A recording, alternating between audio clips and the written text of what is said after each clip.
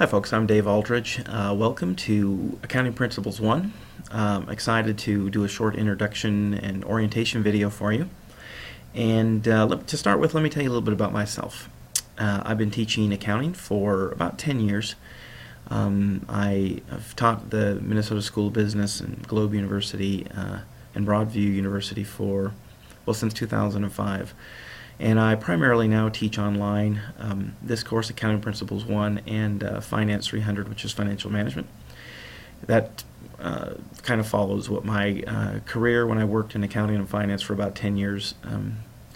Financial reporting and financial management were the areas I worked in.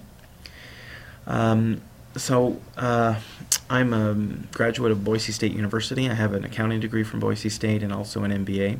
And like you, I am a student in an online program. I am working on a second master's degree in accounting and finance from Southern New Hampshire University.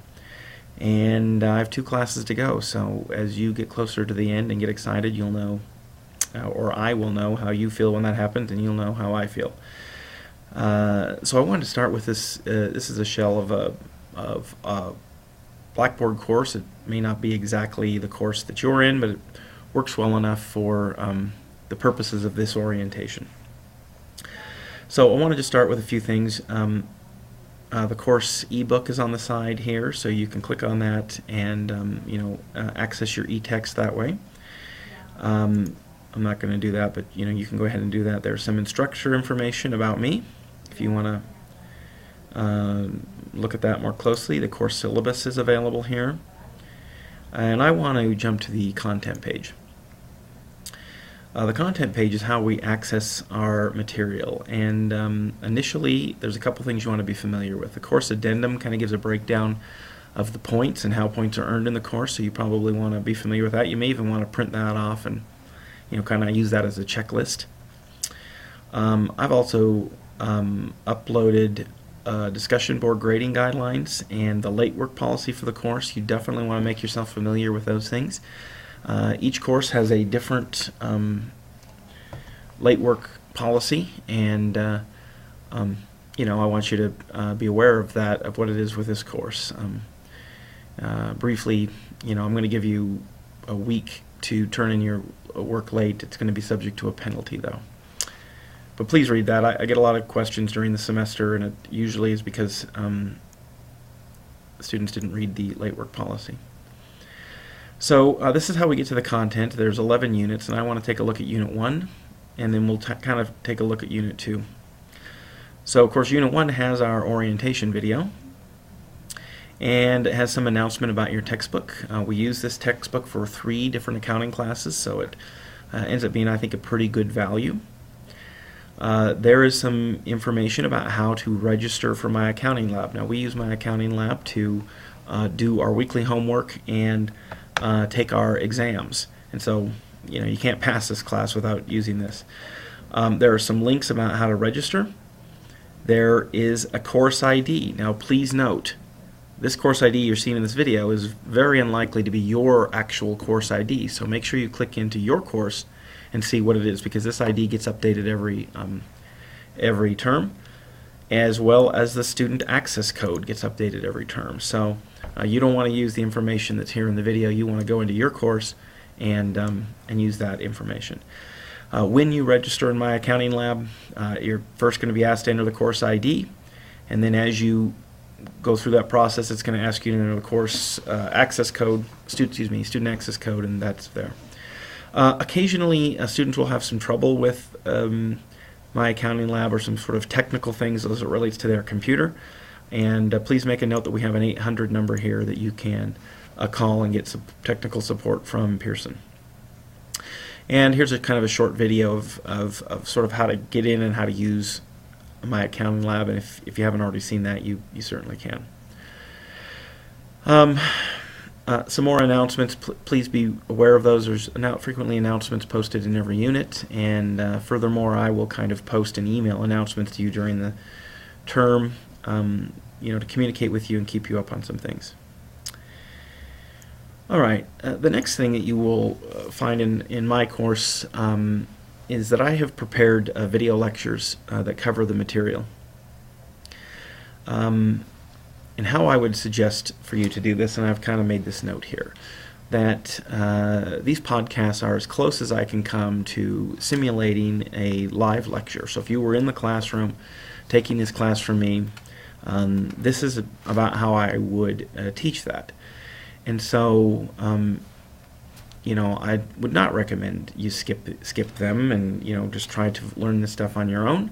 I've taken a lot of time to put these together.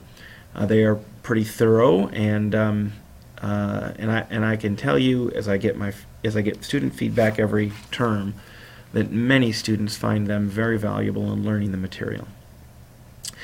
Now, some advice for you, and here's how I recommend. This is what I call keys to success. I have tried to make this course kind of a small bite-sized information here, or sort of chunking it. And so this is how I recommend that you do this. First of all, you can go to the very first one here. You can click on these things and watch these videos. It opens up a YouTube video. Most of them are pretty short. A few of them are a little bit longer. You'll want to watch them. You may occasionally pause, rewind it, take notes. Clearly you should be taking notes. You may need to watch them again at some point. And then what I'm recommending is I'm trying to match up the materials. So this very first video covers a couple of learning objectives, and then I recommend that you go and complete the assignments related to that. So, watch the short video, take notes, and then go work the related homework. I mean, that's the best way. It's going to be fresh in your mind. You just kind of learn the concept, then you can go and work it. I think that's a lot better approach than trying to read the whole chapter or watch all of the videos, or trying to do all of that lecture stuff at one time, and then the next day or something like that, or a few hours later, go and actually try to do all the homework. If you're just doing that kind of piece by piece, I think you're going to find it a lot more, you're going to be a lot more successful. Once you've done that, you can move on to the next one. If you want to stop for the day, do a little bit each day, you can do that too. Of course, there's discussion boards. There is a list of assignments here. These are what we're going to complete in my accounting lab. Every once in a while, my accounting lab will have an extra video or something in there that is not included in this. That does count in your grade, though, and so if you see that in your My Accounting Lab assignment, please watch that. That's going to help you and kind of solidify the information. And then usually there's some other additional resources down here, videos or other things that could be helpful for you. So Unit 1 kind of has some special things in it, right, because we're getting started. The next thing I want to do is just kind of show you Unit 2, because it's a pretty common unit. Again, we'll start with the video lectures and the related homework you can see over here, right? You can work that problem, you can work that problem, etc. Discussion board, here are the assignments that we use. And then notice in Unit 2 we have an exam due. Now we have an exam due in 2, 5, 8, 10, and 11. And what I have done is prepared study guides for you.